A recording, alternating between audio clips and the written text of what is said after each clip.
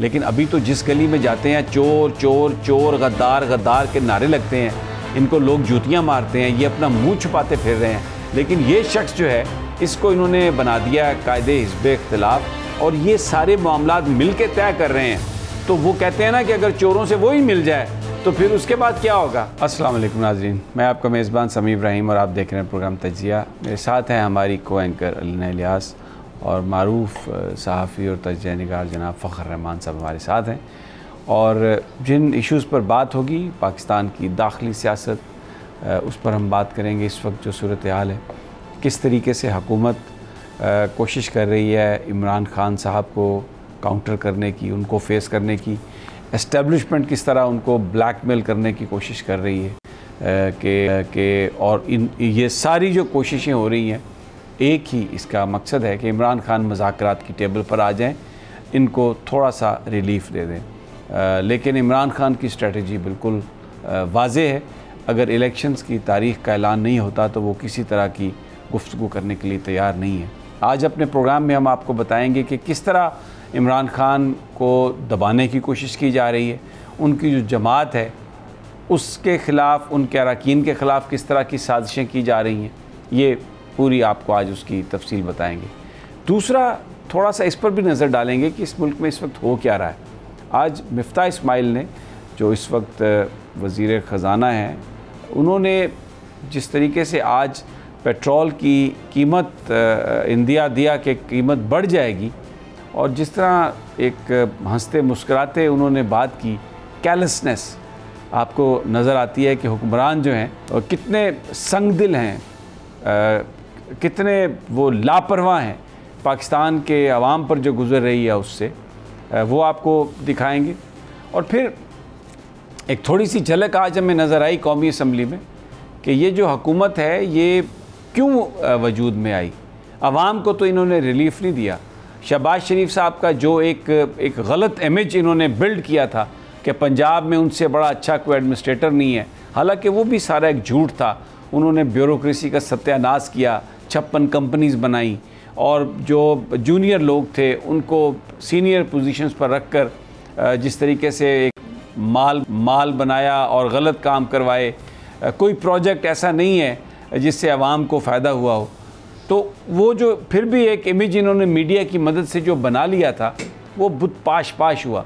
जिस तरीके से चीज़ों की कीमतें बढ़ी हैं, जिस तरीके से शहबाज शरीफ साहब गुफ्तगू कर रहे हैं, तो बिल्कुल ये एक सामने चीज़ आ गई है उनकी कैपेबिलिटी और उनकी अहलियत के हवाले से कि वो कुछ करने के काबिल नहीं है। लाहौर में बड़ी इम्पॉर्टेंट मीटिंग हुई आज हमज़ा शहबाज की आसिफ अली ज़रदारी साहब से, और पीपल्स पार्टी और नून लीग के बीच इस वक्त जो वहाँ पर महाज़र आई है, जो एक मामला खड़ा हुआ है, इख्तियारात का जो तनाज़ा है, और जिस तरीके से दोनों जमातें वो जैसे अपना अपना पंजाबी में कहते हैं किला कायम करने की कोशिश कर रही हैं, अपना एक कि कहाँ पर किसने बैठना है उस पर एक झगड़ा है वहाँ पर 7 क्लब रोड और 90 शाहराह कायद आज़म। पीपल्स पार्टी को भी एक जगह चाहिए जहाँ पर वो अपना धंधा कर सकें, अपनी हमायत मजबूत कर सकें, और यार लोगों के मुताबिक कुछ अपना माल पानी भी वहाँ पर बना सकें। और इसमें नून लीग उनको किसी तरह का भी हिस्सा देने के लिए तैयार नज़र नहीं आती। वेरी इंटरेस्टिंग, आज आपको दिखाएंगे ये दोनों दफातर जो जिस पर कोशिश की जा रही है कि जनाब हमें वो दे दिया जाए 90 शाहराह कायद आज़म। वहाँ पर होता क्या है, किस तरीके से सौदे होते हैं, किस तरीके से फ़ाइल्स मूव होती हैं। बहरहाल आज आपके लिए बहुत कुछ है, लेकिन सबसे पहले मैं आपको जो एक इस्माइल साहब ने जिस तरह से ये एक बात की पेट्रोल की कीमत को बढ़ाने की, आइए आपको मैं उनकी वो गुफ्तगू सुनवाऊँ। आपको अंदाज़ा होगा कि किस कदर शफ़ाक़ है हमारे हुक्मरान, किस कदर बेरहम है, और उन्हें किसी तरह भी पाकिस्तान के लोगों का जो दुख है उसका कोई अंदाज़ा नहीं है। ये ज़रा हंसी एक दफ़ा फिर सुनवा दें, ये किस कदर ये शफ़ाक़ी है और ये कैलसनेस जो है, बेरहमी, कि आपके पास तो कुछ लोग तो इस सीट में बैठे हुए हैं, उनके पास के तो अपने प्लेन हैं, वो थोड़ा सा होंगे परेशान, बाकी उसने कहा कोई मसला नहीं है, सब कुछ ठीक है। एक दफ़ा फिर सुनवा दीजिए प्लीज़। फ़खर रहमान, लोगों की चीखें निकल गई हैं, लोग बर्बाद हो गए हैं, लोगों की ज़िंदगियां तल्ख हो गई हैं, ये इस कदर बेरहमाना हंसी। जी समी इब्राहिम साहब, ये वो शैतान है। देखा, शैतान इसी तरह से हंसता है आवाम के ऊपर, जिस तरह से महंगाई का और पेट्रोल की कीमतों में इजाफे का, और इसी तरह से बिजली और गैस और फिर लोड शेडिंग, इसको कहते हैं बेहिसी। और इसी तरह से उनके ज़ख्मों के ऊपर नमक पाशी करके, और जिस तरह ये मिफ्ता इस्माइल साहब हंस रहे थे कि जो 3-4 लोग हैं जिनके पास जहाज़ है उनके लिए मसला होगा, तो इनके लिए तो आवाम मैटर ही नहीं कर रही।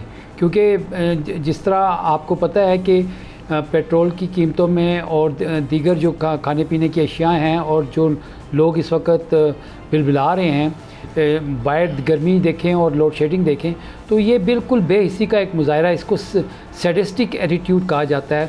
और आप ये देखें कि क्योंकि इनको अच्छी तरह से पता है कि ये अब अवाम में जा नहीं सकते, लेकिन मैं ये कहूँगा कि ये डरें उस वक्त से कि जो पेट्रोल बम ये गिरा रहे हैं अवाम के ऊपर, फिर अवाम ने वो पेट्रोल जब इनके ऊपर गिराना है तो फिर उसके बाद ये इनको भागने की जगह नहीं मिलेगी।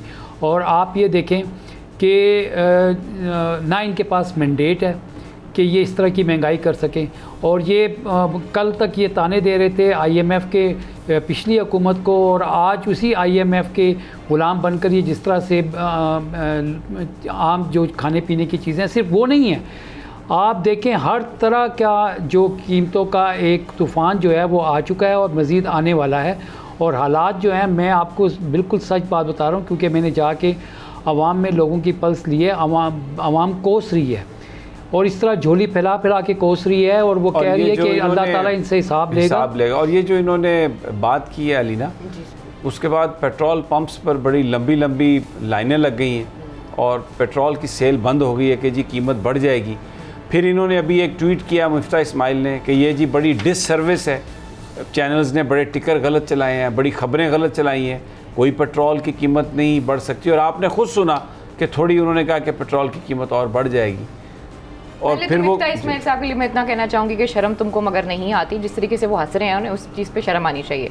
दूसरी चीज़ है कि मिफ्ता इस्माइल साहब ने आज एक बात तो क्लियर कर ली है कि IMF के साथ जितने भी मुज़ाकरात हुए हैं वो उन्होंने किए हैं, और जो भी वो पॉलिसीज़ बना रहे हैं वो उनकी पॉलिसीज़ हैं, ना कि इमरान खान साहब की पॉलिसीज़ हैं। क्योंकि इससे पहले वो कुछ और बोलते थे, अब वो कुछ और बात कर रहे हैं। तीसरी बात यह है कि आजकल मुख्तलिफ अखबारात में जो इनके बहुत करीब लोग हैं, ख़ासतौर पर जो मरीम नवाज़ के करीब लोग हैं, वो ये कहते हैं कि शहबाज शरीफ साहब की जो हुकूमत है वो वोट को इज्जत दो का नारा जो है वो भूल चुकी है, और कुछ ऐसे वादे कर रही है और कुछ ऐसी चीज़ें कर रही है जिसमें कुछ एग्जीक्यूटिव ऑर्डर का जिक्र किया गया, IB के हवाले से बात की गई कि किस तरीके से जो हैं वो अख्तियारात जो हैं वो कहीं और दिए जा रहे हैं। तो अब तो इनके अपने घर की बातें जो हैं वो सामने आना शुरू हो गई हैं। मिफ्ता इस्माइल साहब के बारे में कौन नहीं जानता ये किसका बंदा है, ये शहबाज शरीफ का बंदा है। इनकी लड़ाई हुई थी जब ये गए थे लंदन, और इसहाक थे कि दोबारा से नया प्लान बनाए। आज मिफ्ता इस्माइल साहब कहते हैं कि हमने नया प्लान बना लिया। तो बेसिकली जो चीज़ें ऑपरेट हो रही हैं वो वहाँ से हो रही हैं। अभी मैंने आपको 3 से 4 सवाल दे दिए हैं, अगर आप इस पर डिबेट करना चाहें या फखर साहब करना चाहें तो वो बिल्कुल है। ये जो सारी सूरत हाल है एक बड़ी अजीब व गरीब सूरत हाल है। इस वक्त अगर हम पार्लियामेंट पर नज़र डालते हैं तो वहाँ हमें जो कुछ होता वो नज़र आ रहा है। आज जिस तरह से नूर आलम, जिनका जो बल्ले के निशान पर मुंतखब हुए थे, उनको पब्लिक अकाउंट्स कमेटी का क्योंकि चेयरमैन बना दिया, और उन्होंने चेयरमैन बनने के बाद सबसे पहला जो काम किया नैब को तलब कर लिया। क्योंकि एक हैरत की बात है कि वो शख्स जो ख़ुद नैब ज़दा है, इनके ख़िलाफ़ नैब तहकीकात कर रही है एसेट्स बियॉन्ड मीन्स का। और अगर थोड़ा सा हम माजी में चले जाएं तो इमरान खान साहब के साथ जब वो वज़ीर-ए-आज़म थे तो नूर आलम के जो इख्तलाफ की वजह थी वो यही थी कि वो ये कहते थे कि नैब मुझे बुला रही है, नैब मुझे तलब कर रही है, और वो हुकूमत से ये चाहते थे कि वो अपना असर सुख इस्तेमाल करके नैब ने उनके ख़िलाफ़ जो तहकीकात की हैं उसको बंद किया जाए। और नैब जो कुछ कर रही थी वो KPK के एंटी करप्शन डिपार्टमेंट की तरफ से जो रिपोर्ट आई थी, KPK हुकूमत की तरफ से जो रिपोर्ट आई थी, उसकी बुनियाद पर वो ये कार्रवाई कर रही थी। अच्छा, इसमें देखें, जब शहबाज शरीफ साहब को पब्लिक अकाउंट्स कमेटी का चेयरमैन बनाया गया था तो सबसे पहले उन्होंने भी नैब को तलब किया और बहुत ज़्यादा उन्होंने उनको सुनाना शुरू की। आज भी यही हुआ, नैब को बुलाया गया और वहाँ पर जो नूर आलम साहब ने जो गुफ्तगू की, उसके बाद पहले मैं आपको ज़रा वो गुफ्तगू सुनवा दूँ, फिर मैं अंदर जो कुछ हुआ और आप मैं ज़रूर ये कहूँगा कि जिस तरीके से नैब ने नूर आलम को जवाब दिया, नैब ने आज नूर आलम को बताया कि ये ठीक है कि चेयरमैन जावेद इकबाल मौजूद नहीं है, लेकिन ये इदारा मौजूद है और इस इदारे को आप कमज़ोर ना समझें। लेकिन पहले ज़रा नूर आलम ने जो गुफ्तगू की आपको वो सुनवा देते हैं। अब ये नूर आलम जो बात कर रहे हैं कि किसी से भी मांगा जा सकता है हिसाब किताब, बिल्कुल ठीक कह रहे हैं, लेकिन हिसाब किताब वही मांगेगा जिसको इस बात का इख्तियार है। जो पार्लियामेंट की पब्लिक अकाउंट्स कमेटी है उसके ज़िम्मे काम ये है कि मुख्तलिफ जो ऑडिट के जो पैराग्राफ्स हैं, जो इतराज़ात हैं, आप सिर्फ उसको देख सकते हैं। आप जो नैब के अफसरान हैं या कोई दूसरे अफसरान जो हैं उनसे आप उनके एसेट्स नहीं मांग सकते। आपको इस बात का कोई इख्तियार नहीं है। पार्लियामेंट कोई इन्वेस्टिगेटिव एजेंसी नहीं है। इन्वेस्टिगेशन नैब का काम है, इन्वेस्टिगेशन FIA का काम है। हुकूमत और जो भी अफसरान जिस इदारे में हैं वहाँ पर अकाउंटेबिलिटी का एक सिस्टम मौजूद है। जजेस की अकाउंटेबिलिटी के लिए सुप्रीम जुडिशल काउंसिल मौजूद है। नैब या जो FIA या दूसरे जो अरकान हैं, दूसरे जो अहदेदार हैं, उनके लिए भी हर चीज़ मौजूद है। और फिर जो हुकूमत पाकिस्तान के मुलाजम हैं, चाहे वो नैब के मुलाजम हैं, वो अपना एसेट डिक्लेरेशन हर साल करते हैं। तो ये जो नूर आलम जो बात कर रहे थे, ये लोगों को एक धोखा देने की बात कर रहे हैं। जब इनसे ये पूछा गया कि एसेट्स बियॉन्ड मीन्स में आप जवाब दें तो ये नैब पर चढ़ दौड़े। अब ये मुल्ज़म है और जो तहकीकात करने वाले लोग हैं उनको बुला के कौमी असम्बली में पब्लिक अकाउंट्स कमेटी में इन्होंने उनकी तहकीकात शुरू कर दी हैं। ये क्या हो रहा है पार्लियामेंट में? खौफ व हरास फैलाया जा रहा है।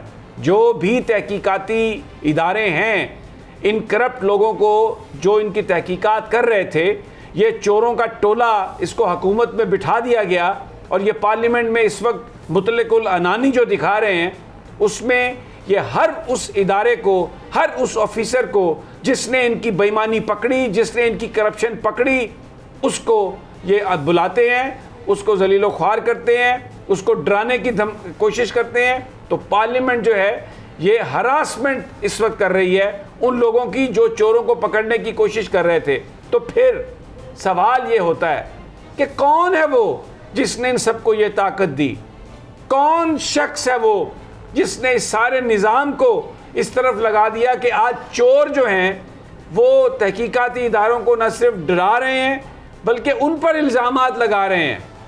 फ़खर रहमान, आप आइडेंटिफाई कर सकते हैं कि कौन है वो शख्स?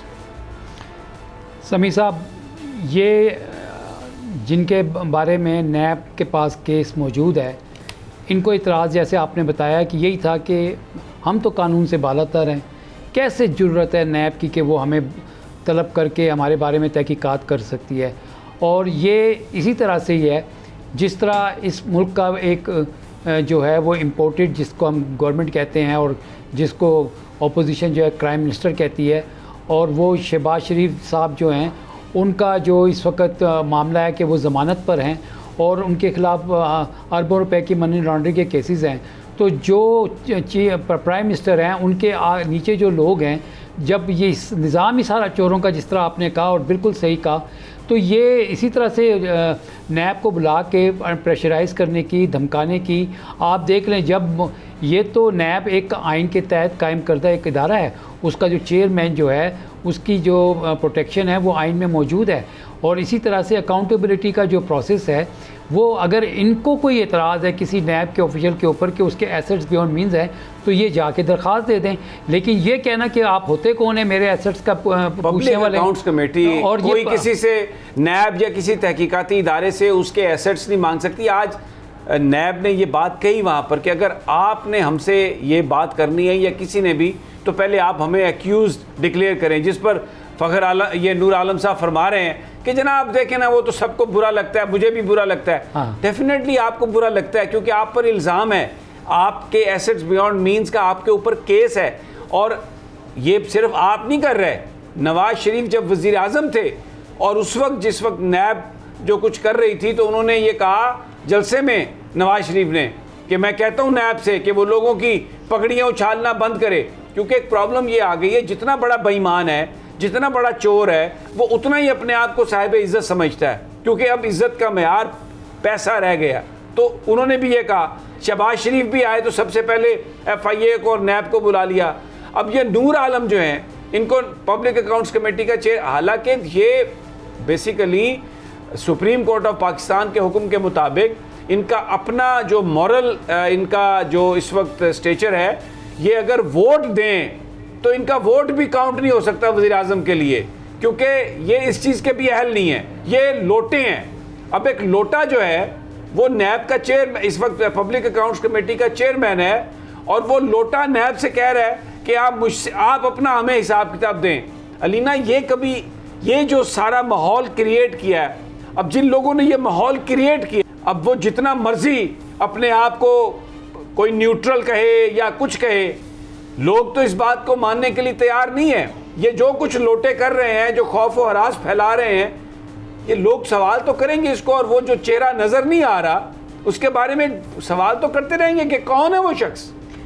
समी साहब देखें, ये जो सारा सेटअप बना है, चीज़ें तो हैं, कोई ना कोई रीज़न है जिसकी वजह से ये सेटअप बना है, लेकिन एक चीज़ तो साबित होती है कि जब इमरान खान साहब ने इनके बारे में बात की कि ये सारे लोटे हैं, और जिस तरीके से आपको याद होगा कि पिछले दिनों अफ्तारी थी, मैं रमज़ान के दरमियान इन्होंने किसी बुजुर्ग को मारा था कि उन्होंने कोई बात की थी, और जिस तरह पुलिस वाला इसके आगे झुका हुआ था, तो फिर इसी तरह का सिस्टम होगा और इसी तरह के लोग होंगे।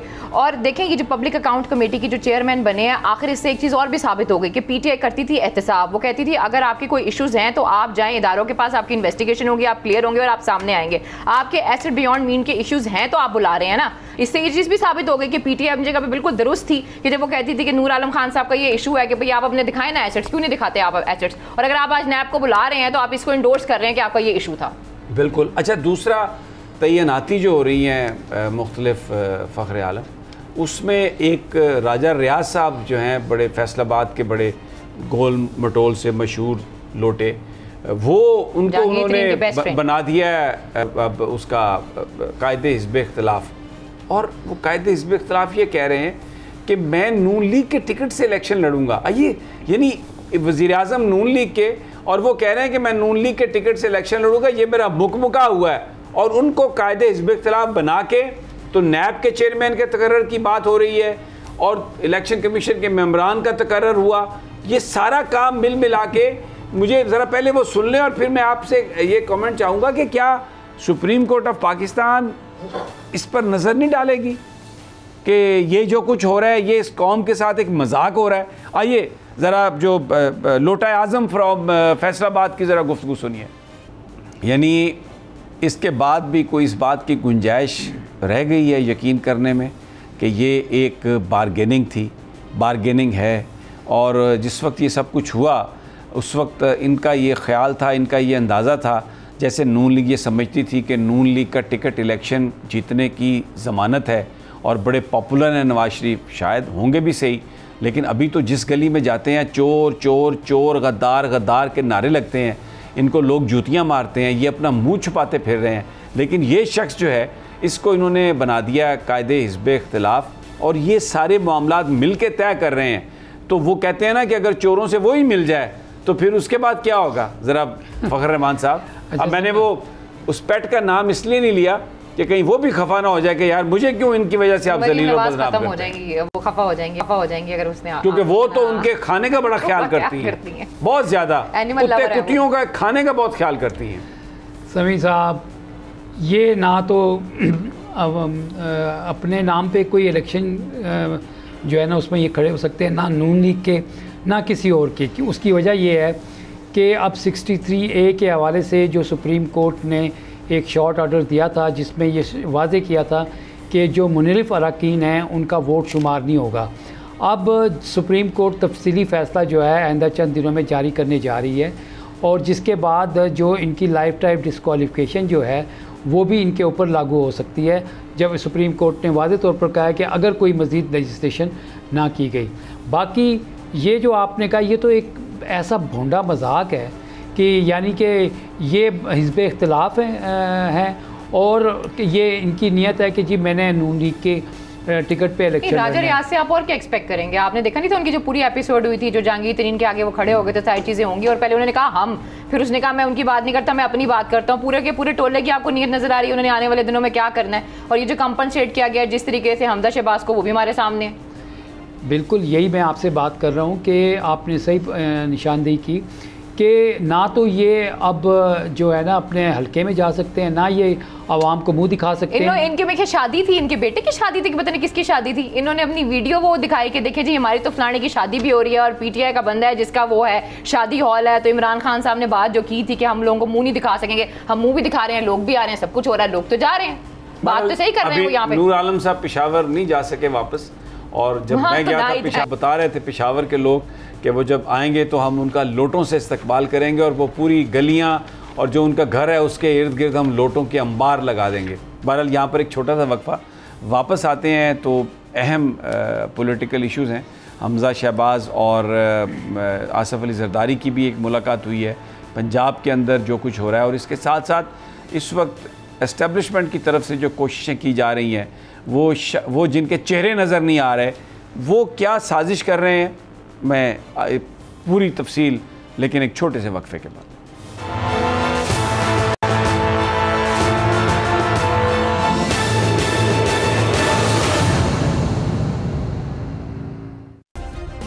सब्सक्राइब करें और बेल दबाएं ताकि कोई खबर रह न जाए।